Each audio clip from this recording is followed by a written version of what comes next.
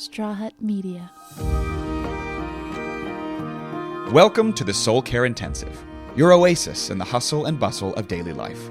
Join James Van Praagh in this unique spiritual retreat, where we take a step back from the chaos to ground ourselves, explore our spirituality, and connect with like-minded souls. From forgiveness and compassion to mediumship and intuition, we delve deep into the facets of spiritual growth and self-discovery, providing you the tools to connect with your core being. Hey everybody, this is James Van Praagh. Welcome to Soul Care, and I'm here with Pearl. Come here, Pearl. You want to say hi to everybody? Come here. Say hi. Up here. Up here. Good girl. Look and say hi. There she is. Say hi. Look. If you looked at my Facebook yesterday, she got groomed, and she's first time she had a haircut since I've had her. She was a puppy, and yeah, she didn't seem to enjoy it too much in the picture.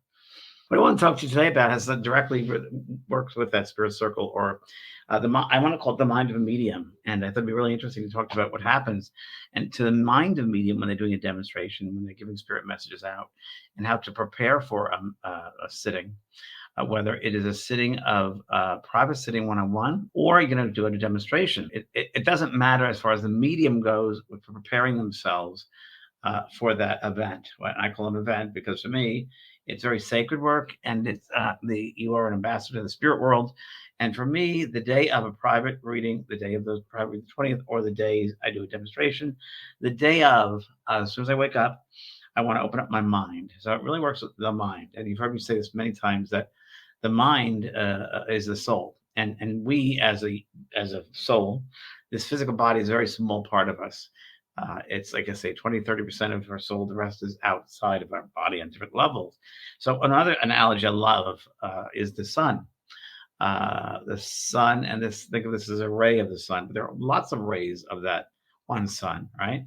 And that could be your soul in other lifetimes, currently happening now, maybe future lives, past lives, different planets, different galaxies. There are millions of galaxies, right? So really, the perspective you should have is this is a sliver of your soul. And the way that the spirit people and I know that my sister just passed in April, and she's been coming through to me, and I've been asking her to show me things, to send me images as best as she can. She's brand new there, but how she can get it to my mind that I can share it with all of you. And she showed me the sun, and she said, also, we're one of many, many worlds. And the reason I did the graphic like that with the circles was because I wanted to show that everything is circular. Because you kept on talking about there are circles of worlds. We can go to all these different worlds. We have all these different worlds. But the direct connection with spirit is, of course, the energy of love that brings us closer to them, and they closer to us. It's that urgency, that energy of love, which never dies, right? Life like love will never die. It exists more and more and more. And the more you can begin to love yourself on this planet Earth, the more you become expanded in your awareness. I'm helping a friend, my good friend Kelly, with a book she's writing, an incredible book called Spiritual Awakening. And in the book, she discusses that, we all come back on this earth to have many, many, many different experiences in life, and some in order to wake up, to remember who we are. Because the majority of the world, in this earth world, is about 3% of people are conscious. The rest are unconscious. The rest are 97% are sleepwalking. And it's vibration, same vibration, just used a different way. So you can use vibration for love, or you can use it for hate. So people who are sleepwalking and unconscious are using it for wars and violence, gun shootings, greed, abusing people. It's all about that lower vibration. It's using that vibration, the lower aspects of vibration. And we come back here to use the higher aspects of us people that are on this, and others, of course, light workers, are aware of that other existence, that we are souls having human experience. That being said, in the sense of the medium, when I wake up in the morning, I'm preparing myself for this situation, experience the spirit world. And how I do that is that when I wake up in the morning, I open up my mind and I set an intention. And the intention that I set in my mind is that I am, and it's a very humble, it really is to be working with spirits. It's a very humbling experience. There's no room for ego there. Healthy ego, but really that you give yourself to them, you surrender to them. And so my mind says, I'm surrendering myself to you to be used, and please use my mind today, throughout the day, to open me up, to give me influences, visions, sights, words. And throughout the day, I'm kind of in a state of light. I won't say like trance, but I'm definitely kind of an altered state in that I'm very aware of my world around me. I'm very aware. So if I see, for instance, and this happened once, I was on my way to a demonstration, and I was with a good friend named Mavis Patilla, who is in past a UK medium, and we're driving to a demonstration. I'm driving her there, and we're on the LA freeway, and there's a white, red, and blue balloon in the middle of the freeway, and it hits the car and goes on. And she and I said at the same time, that's going to be used in the demonstration. Spirit did that deliberately.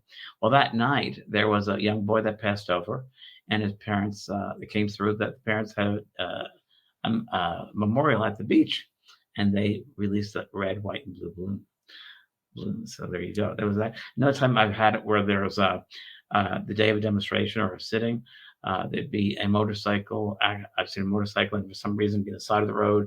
The guy's having trouble with it, and he almost got hit by another car. And I thought, oh, that's going to be used tonight. Sure enough, it was.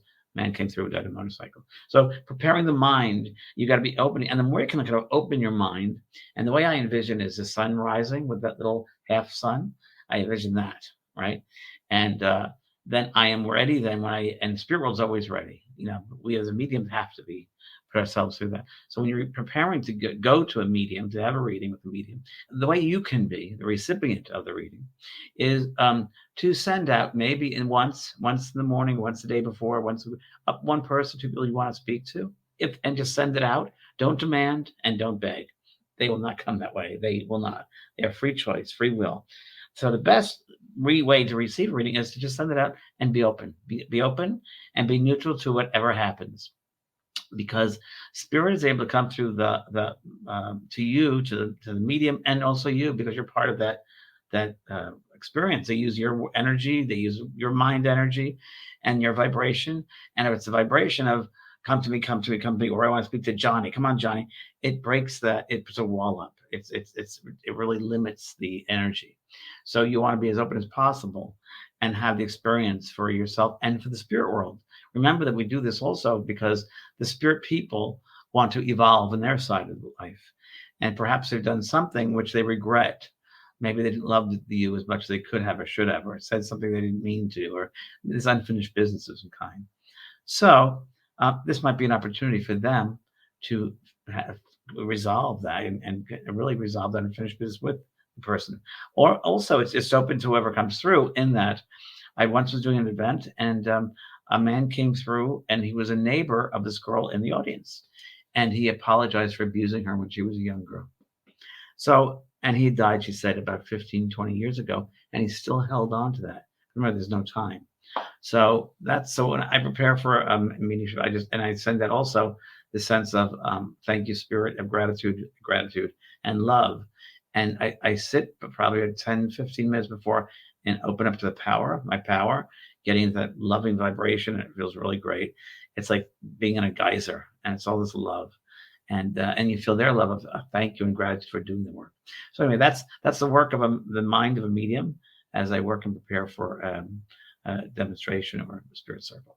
So I want to share it with you. So heaven is unconditional love. That's right, Martine. And we can have heaven down here on the earth too, if we love unconditionally, if we don't judge others. And because why should we judge another? We don't know their life. We don't know their background. Who are we to judge? The judgment is fear-based, which is a human emotion. And love is of the spirit, the soul. Hi, Joni. I've discovered that spirits are just as willing and happy to get the message through as we already hear them. Joni, even more so sometimes because, and of course, you're going to be with me on the cruise. We're going to have a phenomenal time, immersive experiences. I get real high when I drive my car and I play the playlist of music that I'm going to use for the immersion exercises. So in some ways, they really want to come through and they're really excited to come through. And that's why we need many mediums to really give them an opportunity to come in and to get that healing as much as, yes, they want as well. And something more so. I'm doing my inner work and focus on what makes me happy. Good. I hope that's my purpose besides the human experience. Well, you're asking me, what do you think, Mara? You think that's your purpose? What brings you happiness and what is a passion? What lights that flame of the soul within you? What illuminates that light? what puts that light out? Think of it that way. That's good, everybody. What lights your light? What keeps it going and encourages it and makes it, fuels it? And what dampens it? What holds it back? Think of yourself as a flame. Okay. Hi, Karen. How can a person get rid of anxiety about dead?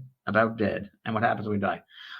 Well, Karen, I think that you need to read my book, Talking to Heaven, and a bunch of other books I've written.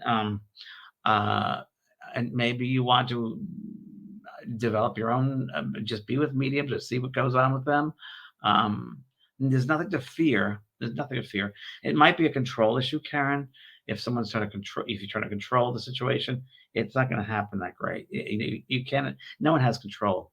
So it's a waste of energy to worry about death because it's going to happen all of us, and it's a natural process, and it's an easy process. It's just like falling asleep, but you're just conscious of it, and it's not painful at all. It just isn't. My sister, who I just helped pass in April, who was a mediumistic person and doing readings for people, she would say at the end, she was like, "Oh my gosh, am I dying?" I said, "Well, you're going to ride the magic carpet ride." And she came back when she passed over. She came back within, I don't know, hours. And she said, "Oh my God, I can't believe I was all worried about it." She said, "It was so great. It's the best thing that ever happened." And I've heard that reaction. Many other people said the best part of their life was when they died. And you know, there's a great place, Karen. Go to a lawyer for the afterlife, Victor Zamet, lawyer for the afterlife, and you should go on and get his newsletter every Friday because he sends videos, scientific studies about death, the dying process. There's no reason to worry. Take the energy away from that. You don't need to. Okay. All right, my love. Renee, do you hear your guides with a spirit or both? I hear both. I have multi-sensory. So it's a multi-sensory experience. And behind me, I feel them around me like a semicircle. There'll be one guide that is, and I'm very aware they're assisting the other spirit coming to the side of me, and I'll talk to them. There are several that'll talk to those spirits before they come into my mind, my mindset, my field. And because they tell them how to process the emotion, the thought with an emotion. And the easiest way to get through to James is a strong thought and an emotion, strong emotion behind it. And the lighter the emotion, like a person's sense of humor or very emotional, sentimental, I pick it up really well. Because remember, you're dealing with this medium, this vessel, and it has to be done with the aspects of my soul that they kind of light up when that spirit comes in. They have to choose which bulbs to light up in my mind. And I'm a person that has abilities of art, of writing, of singing, of acting, of I don't know, of loyalty, courageous, happy, and joy, and they have all that to pick from to come in to get the message through. So I can relate. So if I can relate to that spirit coming in, I've just done this many times. Like, "Oh, your father is wonderful. I want to go and I can go and have a beer with this guy at the pub. I could really enjoy that. What a great sense of humor." So those are the ones that come through really well because they're light and they're happy. They're very close to me. So every spirit has their medium. And there might be a spirit that goes to 3 or 4 other mediums looking and watching them work and saying, "Oh, I can't relate to that person. No, it's not good. They don't know me that well. Now this person, they're open. They're just no. Their angles are too. They think of things this way too much. That's not for me." And they go around. They try out the minds of the mediums. They watch demonstrations or readings, private readings, and if it works, they find their medium. They will do the best they can to influence a way that their loved one can get to that medium. That sounds very strange. Like a lot of you ended up on this page because your loved ones wanted you to see this, maybe to come into the meeting, the spirit circle, or another time to get a reading with me in some way. So that's why I think, I think it's part of the reason that you found this. Part of it. Okay. Misha, hi. I'm going to try to pronounce your last name, Spipudo, which I think is fabulous. I don't know if it's Italian. Okay. James, you said a wonderful example for decades. Thank you very much. How do you go about teaching these topics, acceptance piece in schools to kids? Yeah, it's a great question. I put together my own school, as you know, the JVP School of Mystical Arts. And I did that for the adults, but also a lot of that is exercises can be used for children. It can be done from the adults can bring it down to a level of they understand that the children understand more than adults. I mean, really, they were more open, if you will. So I did that with and my books. I wrote my books can be brought down to the level of children. I wrote a book called Looking Beyond, which is a children's book about intuition. So it's a matter of really bringing the adults then need to bring it to the children. And I don't know. For me, every parent is different. Every experience is different. There are some people that are, and that term people are woke. I don't like it because it's not the right way of using that personally. I think it's a political BS. I think, but awakened, I think is something very different. But the parents need to be awakened to a point, where they bring it to. But thank you very much, Misha, for your lovely thoughts.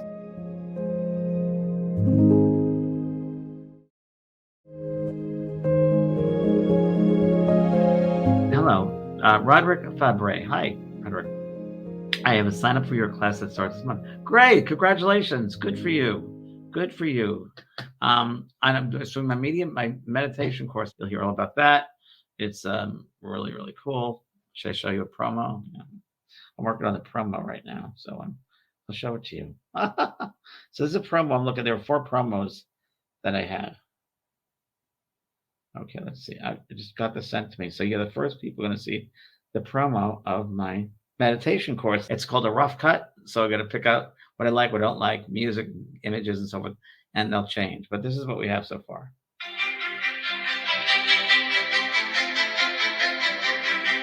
Every time you sit and practice, you'll discover something new, whether it's about yourself, the world we live in, and the choices that you make, and the people in your life. So be open to anything that happens and everything that happens. Through meditation, the sitting in the stillness, you're going to have a new sense of awareness of who you truly are as a soul living on this earth. This is work of the heart. We're going to learn to live heart forward, and that's what this is about. It's not work. It's beauty. It's fun. It's amusement. It's love. It's feeding your soul. This is all about you. It's your own practice. This meditation process and this practice will change your life. You are no longer living in limitations and fear. You're able to express who you truly are. You will change not only yourself, but the world. Isn't that cool? I feel like it's one of 4 different ones that I got to pick, and there's some wonderful people working on it. It's just great. It's great when people come together and very, very cohesive. But that's it. It's got a quick preview of the premiere of the promo that I'm just using to get it all over the world. I'm just getting it out there and just trying to get it up out there because it's a great course. It's all about, I'll talk about it later on, but it's more than a meditation. It's getting, because we talk about sitting in stillness all the time. So this really is about that, how to do that. So you look great. It's cool, huh? Hi, Raven. Hi from South Africa again. Hello, sweetheart. Just finished talking to heaven. I'm on a roll with your books. Yeah. Thank you again for sharing your gift and contribute. So thank you. Thank you, Raven. I appreciate that. It's very kind. Thank you. Christy, I've been following you for around 15 years. Oh, thank you. And finally, at the right time in my life to develop my mediumship, to bring healing on both sides. My ego is trying to rush the process, but I'm aware of that. Thank goodness. I'll be in your class in a couple weeks. That's great, Christy. Yeah, I love that you say that and you're honest about it. And it's a normal thing because, and especially in the age we're living right now with everything moving so fast, so quickly, and social media, it's like, ugh. I talked to some other mediums about this because I'm doing a class with the Shift Network, and it's really interesting because it's time to change so much, but people are used to having satisfaction very quickly. And mediumship to me is a development of your soul. It's slowly, it's you can't rush that flower to grow. You can't push the natural ability, your natural sense, your natural abilities. A flower, in order for a flower to grow, and that's why the month of flowers is really, you got to give it the proper conditions, which is, of course, dirt, fertilizer, sun, water, and I think love. And it's a process of how that grows. Same thing with mediumship. Your soul has to develop and open up and surrender to the highest part of you. And the ego, the earth mind, gets in the way. So it's a spiritual awakening. And yeah, good for you. Take it slow. The best part of my work as a medium, some of the best parts, was my development, sitting in development and watching, feeling, sensing how layers were taken away, how my fields were opened, how I became aware of the other energies in the room and the colors all around. And by sensing it, by getting into that subtlety is the best way to do this. So it's a very subtle experience. And it's like a feather. It's soft and gentle. Good girl. Okay. Jonathan. Hi, Jonathan. About 10 years ago, I started practicing yoga. Very good. And really felt connected with a higher power and people that have moved on. My feeling of higher power has since dimmed. Do you think yoga helps awaken people? Yes, I think yoga. I do yoga. I'm actually in the middle of actually calling someone else to do my yoga because my yoga instructor is not doing it anymore. But I think it's a great way to open yourself up because number one, you work on the breath. You're getting in tune or in touch, in tune with your natural, the rhythm of the breath and the body, this the physical vibration, the physical body, and you get to that sense of, the freedom. I think there's so many experiences I've had with yoga. I love it. And to me, it taught me also, not taught me, but reminded me that, you can do anything you want. The only limits we have are ourselves, the limits we place on ourselves. But yoga is a good way. And then meditation would be another great way too. All different ways to awaken. So my newsletter this week is on spiritual awakening and the different ways people go through to become awakened, to be conscious, to wake up, right? So that's really what it's about. And sometimes it takes many, many life experiences and rough experiences. It's almost like the diamond has to be rough. And with every experience we have, it softens it. It cuts a facet of the diamond so that your light can shine. So that's really what it's about. It's a spiritual awakening. And don't be so hard on yourself, Jonathan, and everybody else. We're here in school. It's not easy, but we're here, and we got to really celebrate that we're actually here. Okay. Corinne Aspel, James, do you ever feel blocked from the connection? I do have. Well, let me just stop with that. That's one question. Do you ever feel blocked with the connection? No. If I ever feel blocked the connection, I'm in the way. The ego's in the way. I feel source energy all the time. I feel an energy coming through me all the time. I have an awareness of things all around me all the time because I don't get so micro-focused. And I've let go of control long, many, many years ago. The moment I let go of control, I started living. I started thinking things from a larger perspective and expansive. And I became aware of I can't control people. Let people be who they're going to be. And if I step back and be objective and just observe them, not get into their drama, I'm better off there, better off, but you're connected easier. So try that, Corinne. Try different ways to looking at life and looking at people and not be so involved in it. Just step back. I often say sit in the audience of the show. Watch the show from the audience point of view. Don't get in the show. Watch the show. It'll help you. Okay. Hi, Laura. I feel like my ego gets in the way of finding my purpose. Yes. Why does it in the way? What do you have to accomplish? Where does that come from?